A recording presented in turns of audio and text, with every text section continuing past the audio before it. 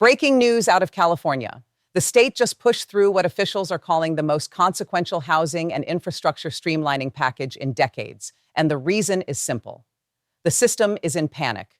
Governor Gavin Newsom is facing his worst nightmare as California's housing pipeline collapses under a process that can stall a single project for months, even years, sometimes before a shovel ever touches dirt. And now the state is racing the clock because every delay compounds into higher rents, higher homelessness, and higher costs that working families can't absorb. This isn't a policy debate anymore. It's a crisis with a ticking deadline, and the government just signaled it knows the old system hit an unprecedented breaking point. In this video, we break down what's actually happening and why it could reshape California's future. Source 2, context setup. 030, 2 or 300, 400 words.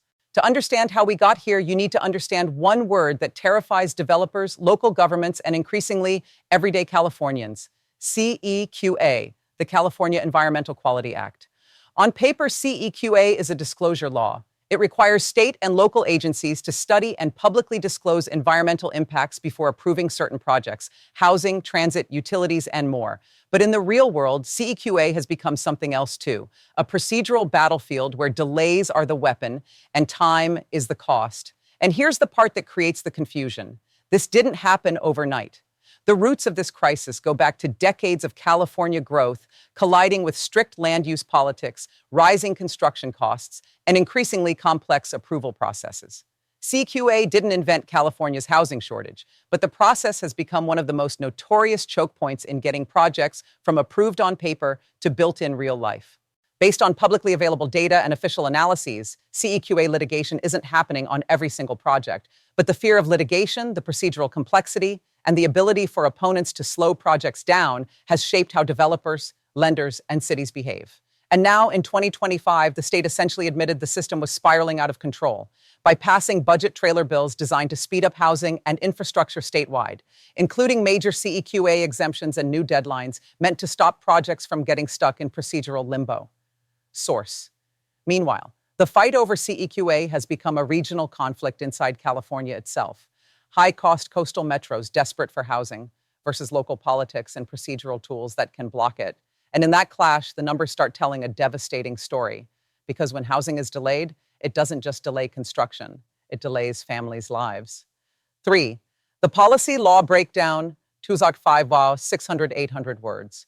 Let's break down exactly what this means, because the policy response here is itself a sign of how severe the crisis became. On June 30th, 2025, Governor Newsom signed 2 budget trailer bills: Assembly Bill 130, AB 130, and Senate Bill 131, SB 131. The administration framed this as a game-changing package to modernize CEQA review for critical housing and infrastructure and speed up delivery. Source. Now here's what makes this unprecedented. AB 130 includes what legal analysts describe as a clean statutory CEQA exemption for qualifying housing-rich infill projects, meaning many projects can avoid traditional CEQA environmental review entirely if they meet specific criteria. Source.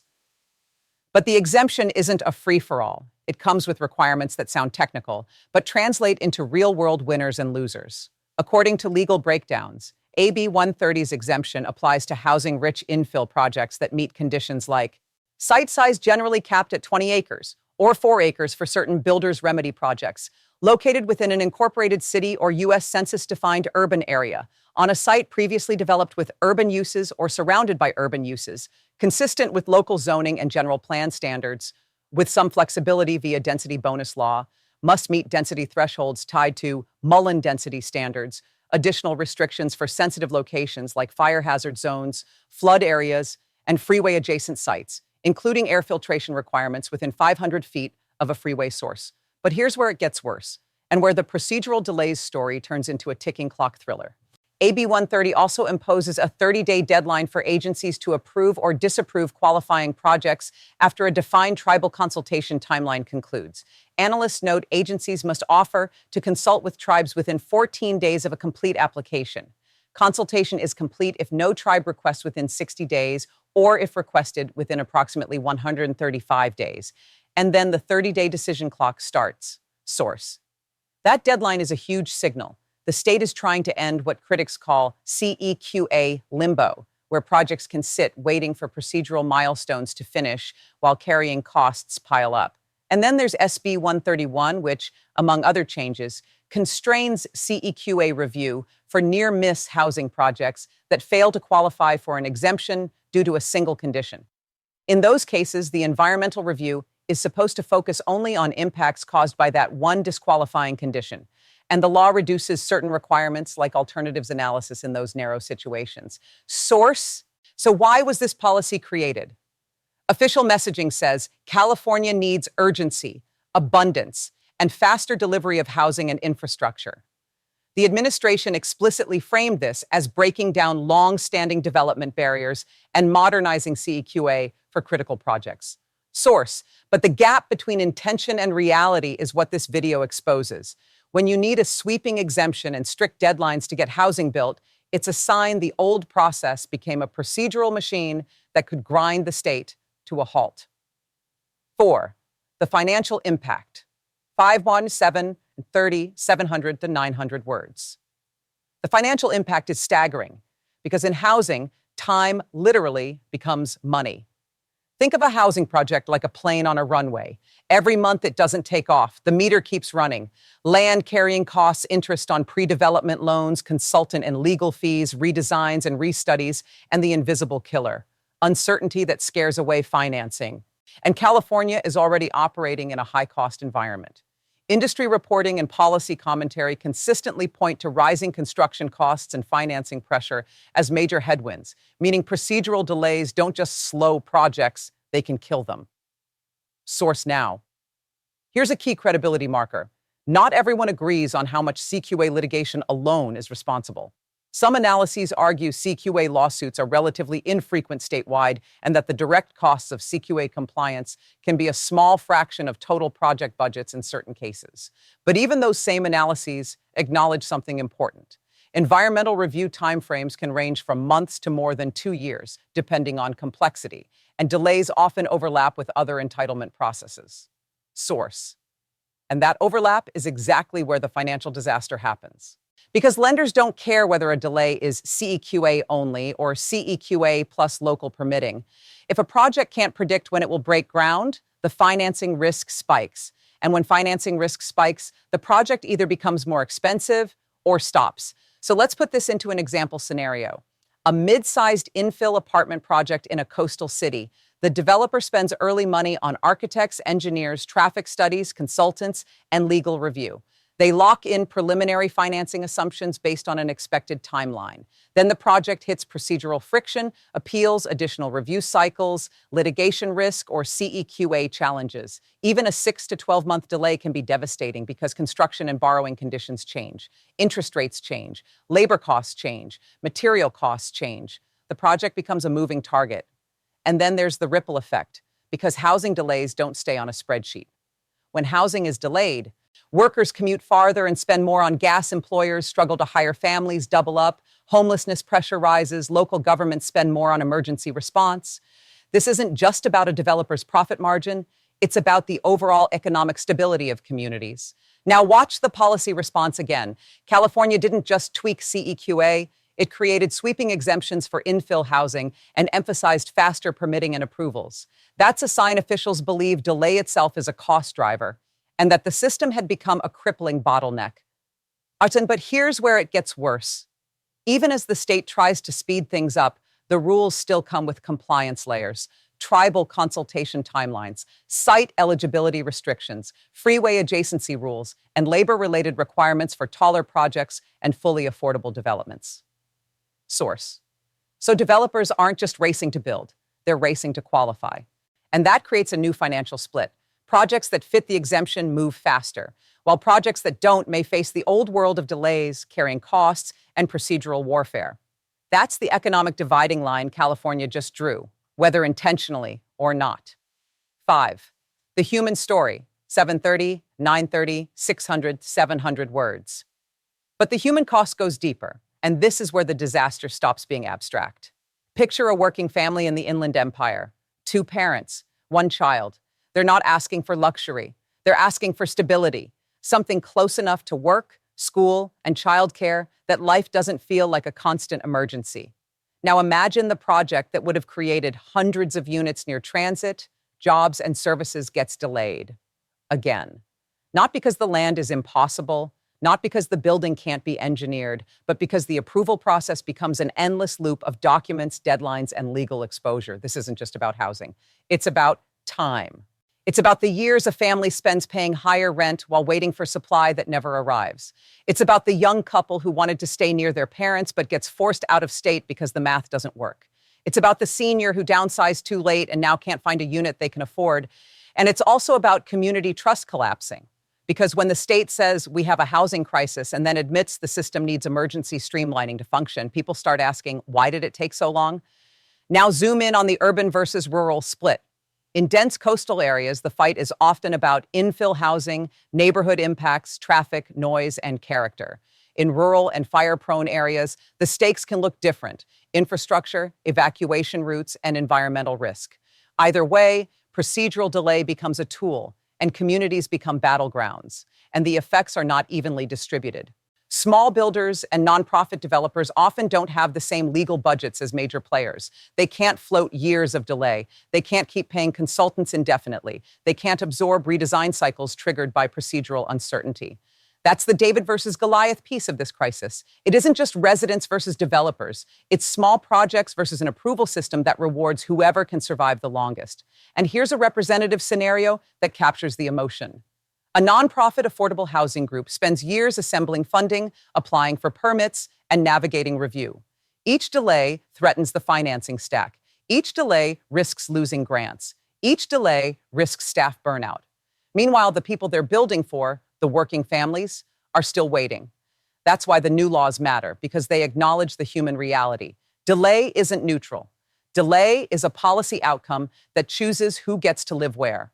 And when the state starts imposing strict deadlines, like a 30-day clock after tribal consultation concludes, it's signaling that the previous pace had become politically and morally unsustainable. Source 6, The Perfect Storm, 930, 1130, 500, 700 words. This creates a perfect storm because CEQA delays don't exist in isolation. California's housing pipeline is being squeezed from multiple directions at the same time. High construction costs, volatile financing conditions, local permitting delays, political resistance, and a legal environment where uncertainty can freeze projects. Even proponents of CEQA point out that broader economic factors, interest rates, expensive land, rising labor and materials, can be major drivers of housing slowdown. Source. But that's exactly why procedural delay becomes so dangerous. When costs are already high, the system has less margin for error. One more delay pushes a project from barely feasible to dead. And then comes the domino effect. Fewer projects break ground. That tightens supply. That raises rents. That increases displacement. That increases homelessness pressure. That increases public spending. That triggers more political backlash. And in that environment, government solutions often arrive late, tangled in bureaucracy, sometimes requiring the very kind of procedural overhaul we just saw. Now look at California's 2025 legislative move again. The state didn't just exempt infill housing from CEQA. It also emphasized faster permitting, expanded streamlining tools, and even introduced concepts like a CEQA VMT mitigation bank as an optional compliance tool, basically trying to create a new pathway through a process many stakeholders consider unpredictable. Source. That's not a normal adjustment. That's what governments do when they believe the system is nearing a breaking point. But the storm gets darker. Reforms themselves can trigger new conflicts, legal challenges, political backlash, and fights between labor, local government, environmental groups, and housing advocates. So even the fix can generate its own crisis, a race to interpret new rules, qualify for exemptions, and test them in court. California isn't just trying to build housing. It's trying to rebuild the process of building housing while the state remains in a housing emergency. That's the procedural disaster underneath the housing disaster. Mid-video disclaimer, you place on screen plus voiceover. I am an enthusiast and researcher, not a licensed attorney, planner, or environmental professional. All content shared here is based on publicly available data, government records, and industry reports. This is for informational and entertainment purposes only and should not be considered professional advice. 7. Future predictions and warnings. 1130, 1330, 400, 500 words. Industry insiders warn that the next chapter of this story will be brutal because now the state has effectively launched a real-time experiment. By removing CEQA from a decisive swath of urban infill housing and imposing faster approval deadlines, California is putting a decade-old argument to the test. Will streamlining actually translate into more housing in the ground? Source: here are the two futures California could be heading toward. Future 1, approvals accelerate, more projects move forward, and the state finally starts bending the curve on housing supply.